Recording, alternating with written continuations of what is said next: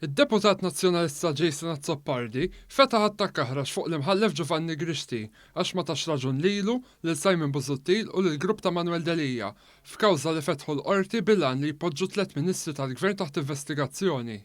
Fil-gazzetta kulħadd ingħad kif meta l-qorti ta' tieħem qarbiċċa raġun, dan il-grupp ta' nies joħroġ jiftaħar kemm imnalla jmorru l-qorti biex tiġi mħarsa s-satna ta' dritt. Iżda, mal-mument li tilfu l-kawża, jibdew l-attakk fuq min ikun ħadd deċiżjoni. Nhar il-ħamis, il-qorti ma laqgħetx it-talba tal-Grupp Repubblika, irrappreżentata minn Azzoppardi u Busuttil, biex tibda inkjesta maġisterjali fil-każ tal-investimenti fil-Sptar San Luqa u sptarijiet oħra. Fiha rridu jdaħħlu lill-Ministri Konrad Mizzi, Chris Cardona u Edward Cicluna.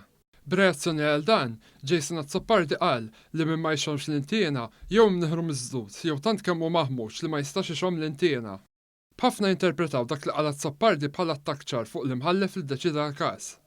Bid-dubbi ma jdumx biex jinqata', hekk kif avukat fil-klika ta' Manuel Delija, Edward De Bono, għamilha ċara li r-referenza kienet għall-imħallef. De Bono kiteb fuq kumment ta' Azzoppardi u għamilha ċara li qed jirreferu għall-imħallef. Kumment li għalih Jason Azzoppardi kien pront faqqa like. Għamlet like ukoll Rosettejk, l-eks segretarju ġenerali tal-Partit Nazzjonalista.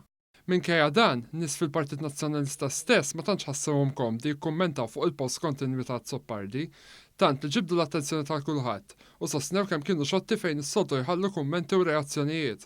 Din mhix l-ewwel darba li esponenti tal-Partit Nazzjonalista attakkaw il-qorti, però issa ndraw li meta l-qorti tagħtihom raġun ħafna euforija u meta le jattakkawha.